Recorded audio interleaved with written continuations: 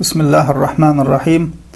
الحمد لله رب العالمين، والصلاة والسلام على رسولنا محمد وعلى آله وأصحابه أجمعين.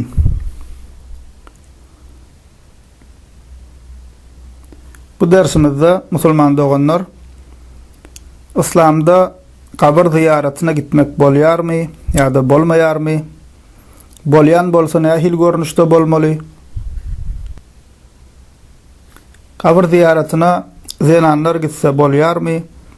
Kabir ziyaretine gidilenine edilen doğru zatlar ve ne doğru zatlar barada bu dersimizde durup geçeriz. Birinci mesele Müslüman doğanlar, İslam dini täze ýaýrap başlan wagty Peygamberimiz sallallahu aleyhi ve sellem kabra ziyarata gitmegi qadagan edýär.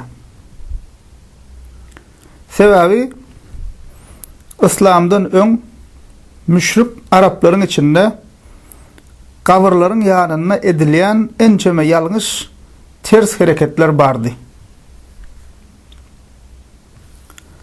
Ondan daşgary hem öňkü ötüp geçen kowumlaryň, öňkü ummatlaryň içinde kabrlar barada öte geçmek, hususan öwliya, takwa hasap edilen kişileriň mazarlar barada öte geçmekleri o her hili şirke, batıl inançlara sebep bolupdur. Misal üçin Yahudi we Hristiyanlarda kabrlar sebäpli azgynlyklar bolup geçýär. Sahih hadislerde haber berilişi ýaly Yahudi we Hristiyanlar haçanna öz işlerine ýagşy-da hasap edýän kişiler dünýäden gaýdanna şolaryň mazarlarynyň üstüne bina gurup şolaryň mazarlarynyň töweregini ibadatxana, ziyaretxana öwrýän ekenler. Bu barada Müslüman doğanlar, bu barada Sahih Müslim hadis kitabına gelen hadisinde Peygamberimiz sallallahu aleyhi ve sellem "Ela inna men kana qablakum kanu yettehizuna qubur enbiyaihim ve salahihim masajida فَلَا تَتَّخِذُوا الْقُبُورَ مَسَاجِدَ فَإِنِّي أَنْهَاكُمْ عَنْ ذَلِكَ. Peygamberimiz diye dikkat edin, sizden önküler, yani Yahudiler ve Hristiyanlar, Peygamberlerinin ve salihler diyani öz işlerine yaşap geçen, takva hasaplayan, veli hasaplayan kişileri. Dikkat edin, sizden önküler, yani Yahudi ve Hristiyanlar, Peygamberlerinin ve salihlerinin kabrlarını ibadetxana, mescit edinerdiler. Kabrlar mescit, ibadetxana edinmeň, men size bunu qadagan edýärin diye Peygamberimiz sallallahu aleyhi ve sellem. Sahih Bukhari ve Sahih Müslim hadis kitaplarına gelen başka hadisinde Ayşe enemizden rivayet edilen hadisinde Peygamberimiz sallallahu aleyhi ve sellem diye "La'anallahu al-yahuda ve'n-nasara ittakhadhu qubur enbiyaihim masajid." O Ayşe enemizden rivayet edilen hadisinde ve şu hadis hem Ayşe enemiz diye Peygamberimiz sallallahu aleyhi ve sellem dünýäden gaýtmagynyň, vefat etmeginiň 4-5 gün öň ýana aýdy. Yani ölüm düşegine ka aýdan hadisi, aýdan hadislerinden biri şu hadis. Peygamberimiz diye Allah Yahudi ve Hristiyanlara lanet etsin, olar peygamberlerinin kabrlarını ibadetxana, mescit edindiler diye. Yani Peygamberimiz sallallahu aleyhi ve sellem bize ümmetine ölüm düşegine näme üçin şol hadis aýdýar musulman doğanlar? Bizi şol ýalňyş hereketten äge etmek üçin. Bunu nerden bilýäs? Ayşe enemiz şol hadisi rivayet eden Ayşe enemiz radiyallahu anha näme diýär? Yuhazziru ma sana'u. Şu hadisin dowamında yuhazziru ma sana'u. Peygamberimiz ümmetini olaryň eden işlerini etmekten äge etdi diýär. Goya Peygamberimiz näme diýär? Az wagtdan soň menem dünýäden gaýtmaly. Az wagtdan soň menem dünýäden gaýtmaly.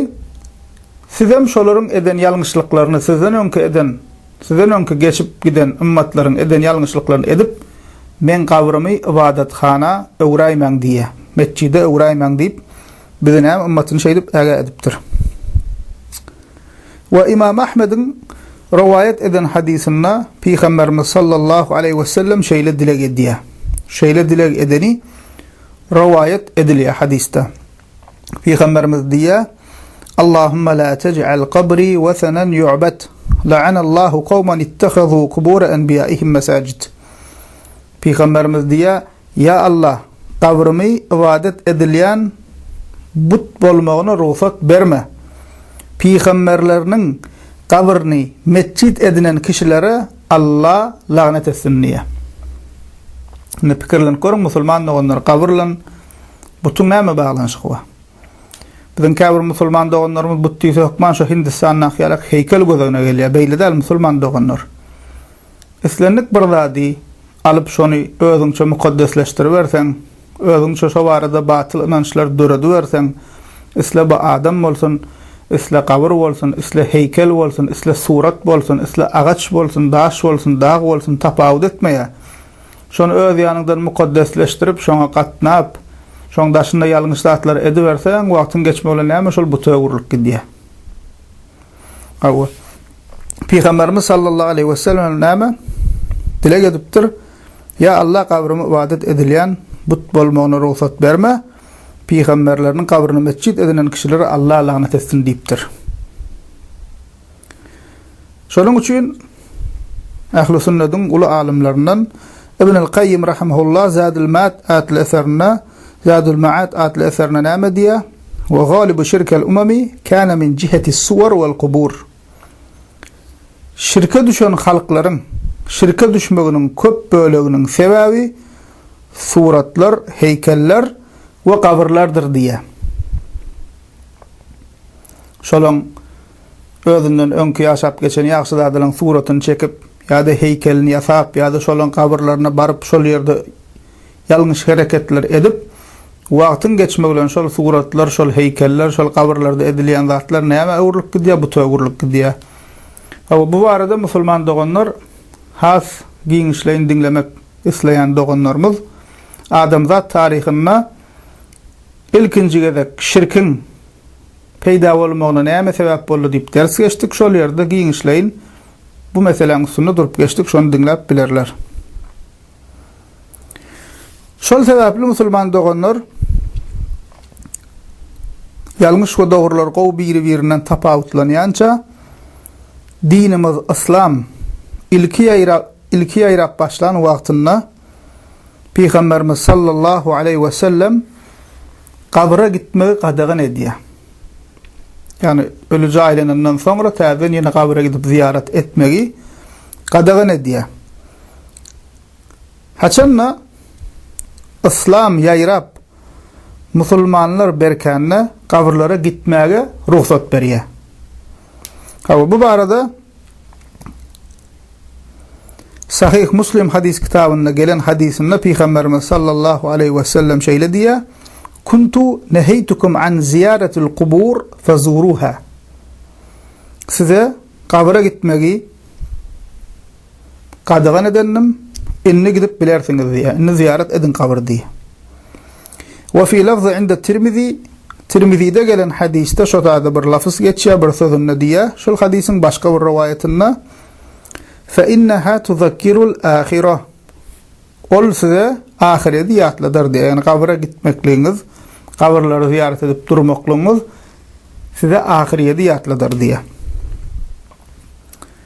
Hakimin Mustadrakinde Enes bin Malik radiyallahu anh'tan rivayet edilen hadisinde Peygamberimiz sallallahu aleyhi ve sellem "Kuntu neheytukum an ziyaretil qubur ala fazuruha fa innahu yariqqul qalba ve tedma'ul ayna ve tuzakkirul ahire ve la tekulu hecra." Size qabra ziyarete gitmegi qadagan edendim, inni ziyarete gidip bilersiniz. Ol kalbi yumşadar diye. Yani kabra ziyarete gitmek kalbi yumşadar, gözü yaşaylar ve ahiriyeti yatlılar diye. Emma batıl sözler sözlemen diye. Ve la tekulu hecra. Hecr aytman diye. Hecr diyenini ulamalar, hususan İmam Nevevi rahimahullah näme diye batıl sözler deyip açıklayalar. Emma o yerlerde batıl sözler sözlemen diye Peygamberimiz.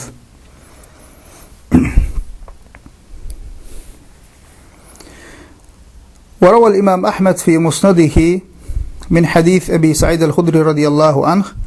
İmam Ahmed musnedinde Ebu Said el-Hudri radıyallahu anh'tan rivayet edilen hadiste Peygamberimiz sallallahu aleyhi ve sellem'in şöyle diyenini rivayet ediyorlar. قال إني نهيتكم عن زيارة القبور فزوروها فإن فيها عبرة ولا تقولوا ما يسخط ربه. Peygamberimiz sallallahu aleyhi ve sellem aydiya size kabra ziyarete gitmeyi qadağan edendim. Size kabra ziyarete gitmeyi qadağan edendim diye. Ön size kabra ziyarete gitmeyi qadağan edendim. İnni ziyarete gidin. Çünkü kabra gitmekte ıvrat vardır. Yani öğüt vardır, nasihat vardır. Nämen öğütü var? Ahireti yatlayanız, yüreğiniz yumşaya, gözünüzde yaş aylanıya, ölümü yatlayanız. فَاِنَّ ف۪يهَا عِبْرَةً.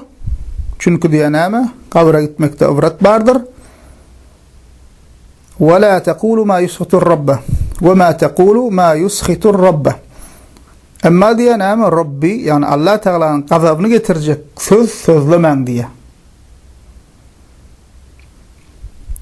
Ve Sahih Müslim hadis kitabında inde haber berilişi ali Peygamberimiz sallallahu aleyhi ve sellem öğretken Baqi' mazarlığına, Medine'nin yanında Baqi' mazarlığı var. Sahabaların köp böyle şu yerde cailenin ve Peygamberimizin sallallahu aleyhi ve sellem hud öğretken Baqi' mazarlığına aram ziyarete gidip durarken.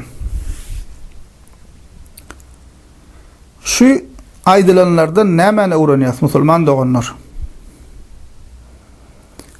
İslam täze yayrap başlan vakti kabra ziyarete gitmek qadağan ediliyor.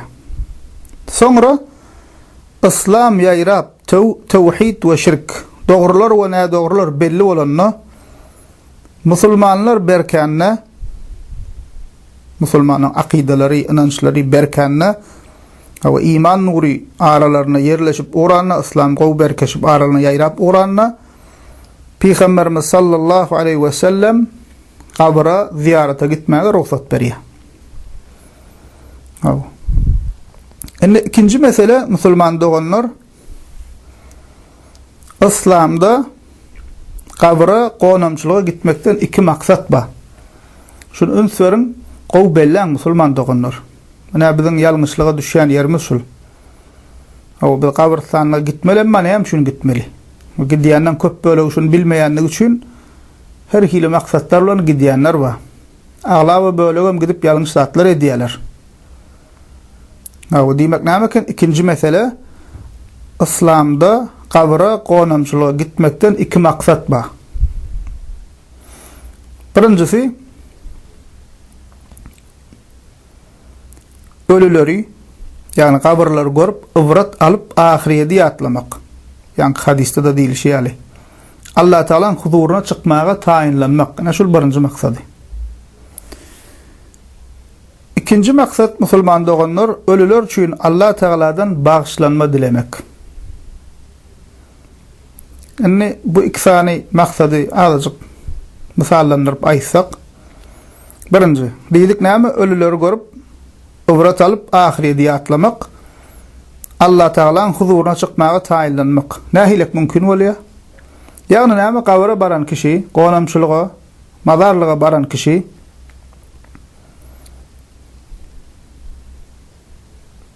ahireti yatlamaly, ölümü yatlamaly. Şu kabrdaky yatana meniň ýaly adamdy. Hanha tümmek we toprak bolup ýatyr. Mene mertir ya bir gün ya bir näçe wagtdan soň ahir neticede menem şu tak getirilmeli ve şu yerde gömülmeli. Menem näme? Cenazam kılarlar, kefenimizi giydirirler, neticede getirip Şutak bizem gömüp gitmeli, bizem şular ýalak tünmek bolup ýatmaly. İslesemem gelmeli, islemesemem gelmeli. Awa. Diýip pikirlenmeli. Şonda baňa musulman doganlar diýri kam eden salih amallarym peýda berer. Diýip ýatlamaly. Awa kabura giren soň näme sogap ýok otayda. Şu diýri kam näme eden bolsaň edenin. Namaz okan bolsaň, cumalara giden bolsaň, sadaka beren bolsaň, haja giden bolsaň, insanlara ýagşylyk buyurup ýamanlykdan gaýtaran bolsaň, umuman insanlara we ahli mahlukata ýagşylyk eden bolsaň, sogap işlerden bolsaň, birle kynna darda galyna kömek eden bolsaň, bir Allah Taala'dan gorkup göz ýaş döken bolsaň, giýje turup tehajjud kılan bolsaň, Kur'an-ı Kerim okan bolsaň, ina musulman doganlar ol kabara giren soň şu zatlardan peýda ba. Şu zatlar ýatlamaly. Oşunun netijesinde musulman doganlar imanymyz artmaly, kabr sanlyga baramyzy, şeýdip ahireti ýatlanmyzyň netijesinde imanymyz artmaly, imanymyz hasam berkemeli we ahirede bolan taýinligimiz, salih amallar etmeklige bolan howasymyz köpelmeli. Aw. Dünya diýilýän yer wagtlaýynça ýerdigini.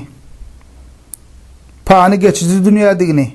Asyl ýurdumyzyň baqy ahiret digini ýatlamaly. Mene şu görünüşde ahiret ýatlamaly ol kabra baryp. Goşguda näme diýe? Şahir Magtum ola Allah adyny zikir eyle. Yamana sabır kıl, ýagşa şükür eyle. Görürsany gördi pikir eyle. Men diýen ärler ýatyr gum bolup diýe. Bize mahir şotak barmaly. Haýsy wezipede işleseň hem, näçe baýlyň bolsa da, gow kaşan öýlerde ýaşasaň hem, gymmat baha ulaglar bönseň hem, ahir ýene şotak baryp, bir gysym toprak gum bolup ýatmaly, guma garylyp. Ana şol ýerde bize diňe salih amalymyz peýda berer. Ine gonamçylyga baramyzda birinji maksat şul bolmaly. Şul zatlar kellämizden geçmeli.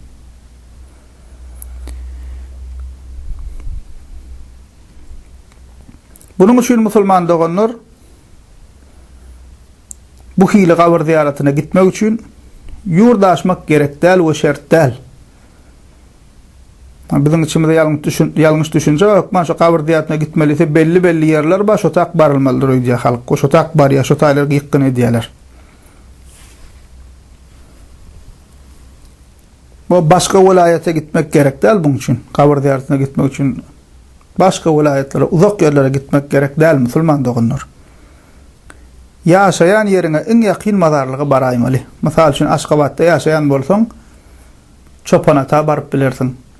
Garadamakda baryp bilersiň, Şorgaramakda baryp bilersiň, Bekrewan ýokarsynda baryp bilersiň. Näme? Sen ýaşaýan ýerine iň ýakyn mazarlygy baraýmaly. Emma biz näme diýäs? Plan mazar öwliýänki diýip, ona millet baryp dur. Olar bazara öwrülipdir. Mihmanhana içinde gurulgy ol ýerlerde. Emma ýaşaýan ýerimizde ýakyn musulman mazarlyga gidýän ýok, gamşy basyp ýatyr.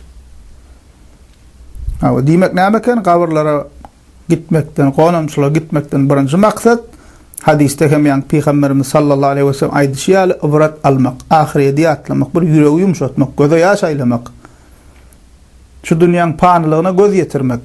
Şul pikirler, şu maksatlar bolmaly birinjisi. İkincisi musulman doganlar kabristana gitmekden ikinci maksat ölüler üçin Allah Taala'dan bağışlanma dilemek. Ölü kim bolsa bolsun ölenden soň dünýädäki näme amallar kesilýär hadiste habar berilýär. Diňe sadaka jariye neden bolsa, ýani insanlara ölenden soň peýda berip duran zatlar edikden bolsa, guýy gazyp beren bolsa, ýol çekip beren bolsa, ýa peýda ilm goýkiden bolsa, we izinden dilek edip duran perdendi bolsa, musulmanyň dilek edip duran musulman doganlar bolsa, ana şol zatlaň sogaby barjak durjak şoňa. Ama ondan kalan ýagdaýlarda ýam näme bir kişi öldümi amaly kesilýär. Ýam amal dünyasından eyyam hasap dünyasına göçüyor. Şonun için hem näme ölüler bizim diýrilerin doga dilegine mätäç.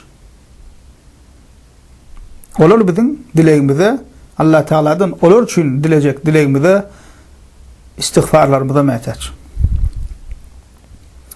Sahih Müslim'de Burayda radıyallahu anh'tan rivayet edilen hadisinde Peygamberimiz sallallahu aleyhi ve sellem sahabalarına kabra konamçılığı baranlarına şu duanı aytmagy öwrederken. Esselamu aleykum ehled diyar minel mu'minine vel muslimin ve inna inşaallahu bikum lahikun es'alullahu lana ve lekumul afiye. Tercümesi: bu diyarın mümin ve musulmanları size salam olsun. İnşallah bizem size koşulacaktır.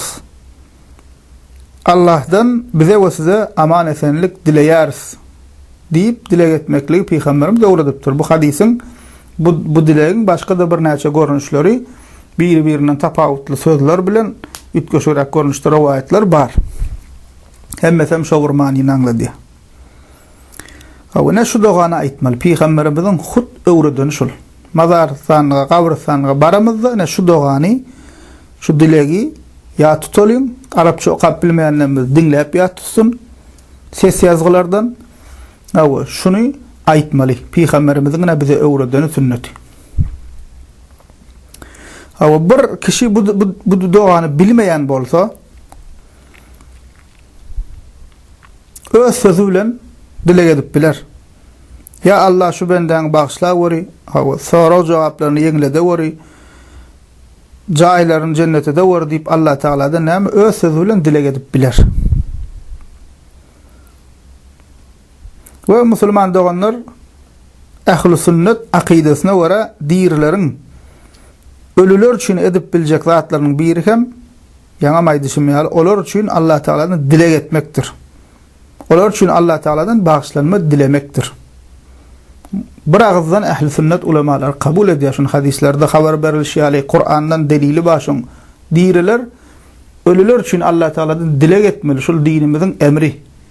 O näme şoň peýdasy ölülere barýa, degýär şoň peýdasy. Şonuň üçin köprak näme? Öten geçenlerimize umumy musulman ümmetine Peygamber sallallahu aleyhi ve sellem ümmetine näme etmeli? Allah Teala'dan dile etmeli, bağışlanma dilemeli. Üçüncü mesele musulman doğanlar zenanların kabir ziyareti meselesi. Yani zenanlar kabire ziyarete gitse bolýarmy ya da bolmaýarmy?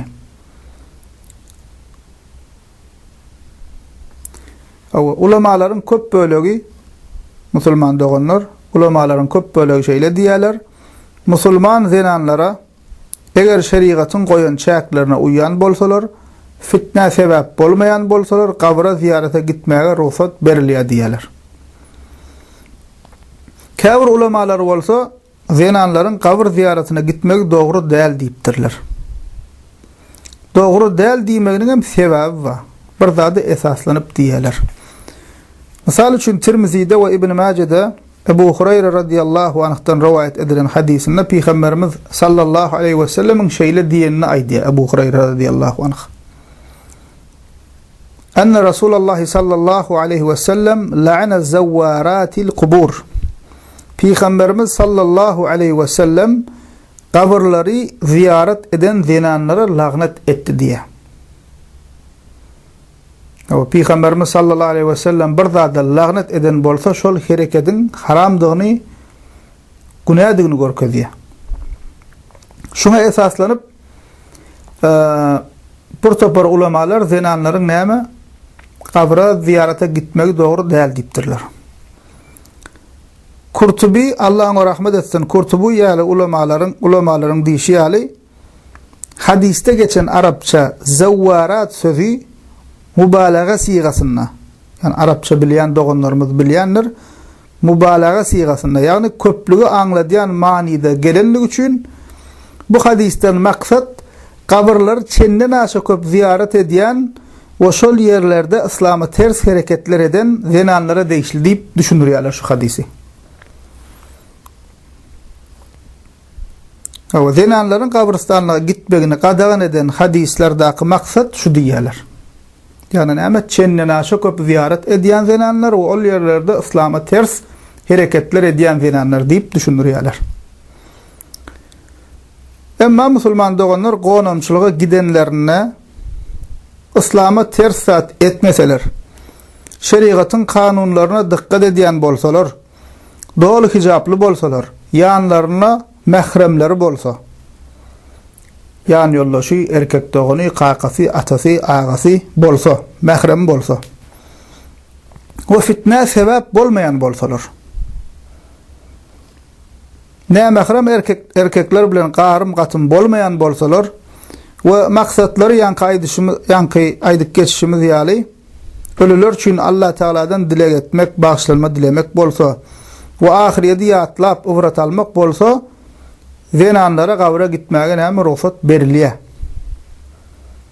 Çünki ulamalar diýär, erkekleriň ahireti ýatlamak, erkeklere ahireti ýatlamak gerek bolşy ýaly, zenanlaryň hem ahireti ýatlamaklygy nämeler bar diýär? Mätäşligi bar diýär. O ahireti ýatlamakdyň erkege gerek däl, aýala zenana da gerek. Şol sebäpli näme? Ýanky şertler bilen gisse bolýar diýerler.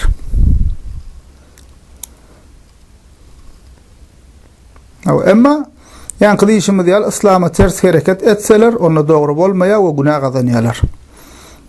We gynansak da musulman doganlar şuun kugunna kabrlara barýan zenanlaryň aglaba bölegi şeriatyň goýan çäklerine dikkat edenoklar beter tersine diýerler. Hawa inşallah inniki derste, yani bu dersin ikinci bölümünde kabrlarda edilýän islama ters näme dogry hereketler bar. Şolar barada durup geçeriz, o şol ýerde zenanlara deýişliğine käbirdatlar näme bellap geçeriz. Bunu soran musulman doganlar gaýtalap aýdýan, İslamda kabra gonamçylyga ziyarata gitmäge ruhsat berilýär we iki maksat bar. Birincisi, ölüleri, yani kabrları görüp uvrat alıp ahireti ýatlamak, Allah Taala'nın huzuruna çıkmağa tayinlanmak. İkincisi, ölüler için Allah Taala'dan bağışlanma dilemek. Biz, yani diýerler, ölüler için Allah Taala'dan näme bağışlanma dilemeli. Yani şu iki maksat bilen gonamçylyga gitmäge ruhsat berilýär we İslamda kabrstanlyğa gitmekden şu iki maksat bar. Mundan başka maksatlar için kabra ziyarete gitmek musulman doganlar İslam'ın yolu däl, İslam'ın yörelgesi däldir. Elhamdülillahi Rabbil alemin.